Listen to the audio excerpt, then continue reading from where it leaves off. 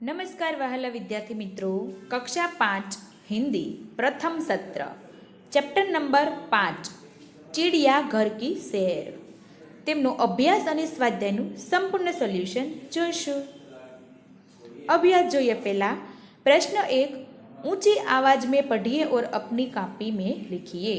क्ष रक्षक रक्षा पक्षी। बीजू त्र तो पत्र नेत्र पुत्र। त्रीजू ज्ञ तो आज्ञा ज्ञान प्रज्ञा। 4 श्र तो श्रम परिश्रम तो विश्राम।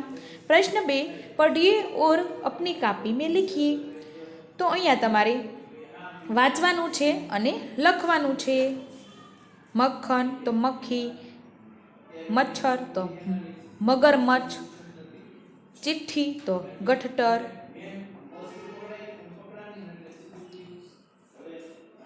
प्रश्न 3 निम्नलिखित अंश पढ़कर प्रश्नों के उत्तर दीजिए। कुछ अजब कुछ गजब। अगर आप कभी गौर करेंगे तो आपको पता चलेगा कि छोटे बच्चे अपने पलकों को 1 मिनट में औसतन 1 से 2 बार झपकते हैं, जबकि वयस्कों में यह संख्या करीब 10 होती है। हमारे शरीर को एक वक्त का खाना पचाने या हजम करने में करीब 12 घंटों का समय लगता है। क्या आपको पता है कि हमारे यानी मानव शरीर में नाक व कान दोनों 2 ऐसे अंग हैं जिनका आकार पूरे जीवन काल तक बढ़ता ही रहता है।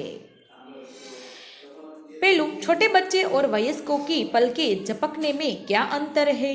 उत्तर, छोटे बच्चों की पलकें 1 मिनट में 1-2 बार झपकती है, जबकि वयस्कों की पलकें 1 मिनट में करीब 10 बार झपकती है।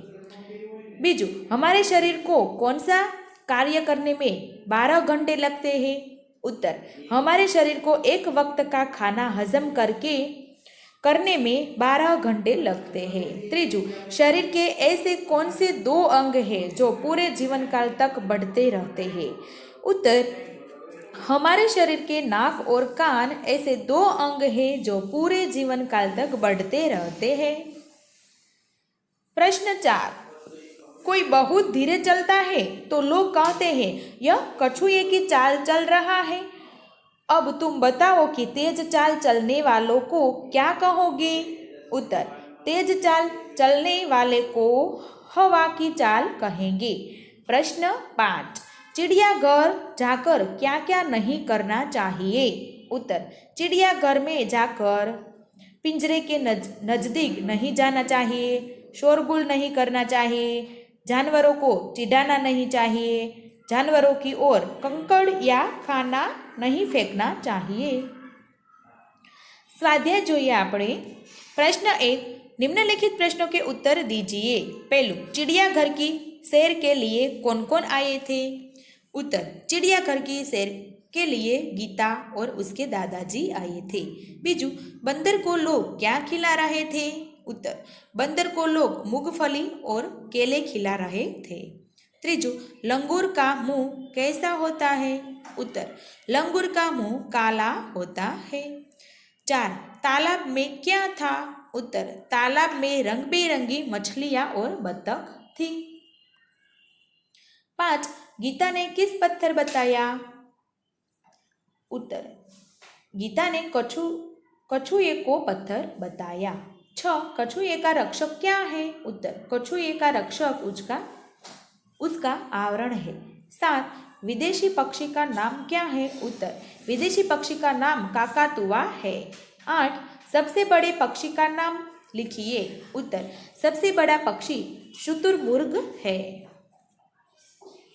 प्रश्न 2 उदाहरण के अनुसार रेखांकित शब्दों की जगह उचित शब्द रहकर वाक्य पूरा कीजिए।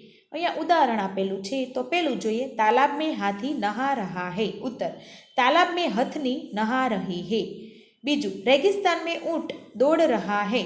उत्तर, रेगिस्तान में ऊंटनी दौड़ रही है। त्रीजू, जंगल में मोरनी नाच रही है। उत्तर, जंगल में मोर नाच रहा है। 4 पिंजरे में शेर दहाड़ रहा है। उत्तर, पिंजरे में शेरनी दहाड़ रही है।